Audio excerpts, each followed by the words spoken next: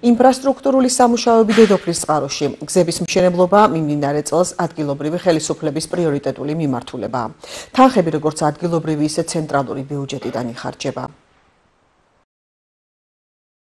სულ რამოდენიმე დღის წინ დასრულდა ქალაქ დედოფლის წყაროში ჰერეთის ქუჩის რეაბილიტაცია,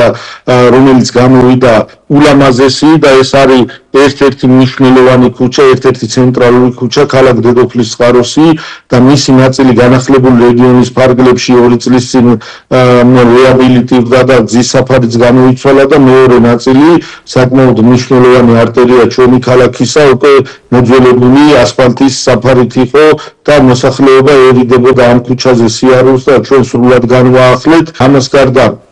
სოფელ თავწყაროში, რომელიც პატარა სოფელია, სულ 25 ოჯახი ცხოვრობს და სოფლამდე მისასვლელი გზა არ იყო და ჩვენ ძალიან მნიშვნელოვანი გარდამავალი პროექტი წამოვიწყეთ, რომელიც 2025-2026 წლებს მოიცავს. 25 წლის ნაწილში 2 პარალელური ქუჩა არის ამ სოფელში და ერთი ქუჩის რეაბილიტაცია უკვე დამთავრდა და როგორც 2026 წელი დაიწყება მეორე ქუჩის და სოფლამდე მისასვლელი გზის სრული აღდგენა მოხდება. ასევე წელს განვახორციელეთ სოფელ სამრეკლოში საკმაოდ მნიშვნელოვანი ცენტრალური ქუჩის რეაბილიტაცია, ესაც გარდამავალი ეტაპია და ნაწილი წლევანდელ წელს დავასრულებ და გაისად გაგრძელდება და ცენტრალური ქუჩაზე სრულად მოხდება ასფალტის საფარის გამოცვლა, თავის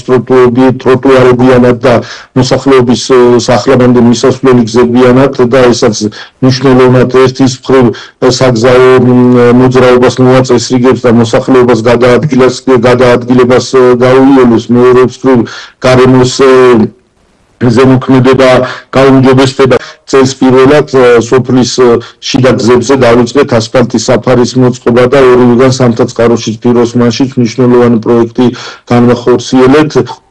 სკოლასთან ბაღთან მისასვლელი გზების, რომელიც ასევე გარდამავალია, წლევანდელი ნაწილი დასრულებულია და გაისად უკვე მასზე მეორე პირი ასფალტი და სრული მოასფალტება მოხდება და მოგეხსენებათ, რომ საგზაო ინფრასტრუქტურა ასფალტის საფარი დედოფლის წყაროში ერთ-ერთი პრიორიტეტული მიმართულებაა და ასევე ჩვენი საამაყო არის, იმიტომ რომ ამ ძალიან წელში გამართულები ვართ.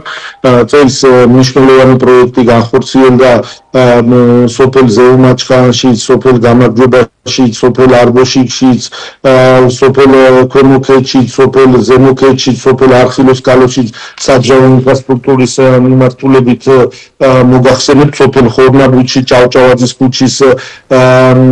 რეაბილიტაცია განხორციელდა მთლიანად და ასფალტის საფარი დაიგო, სადაც არ ყოფილა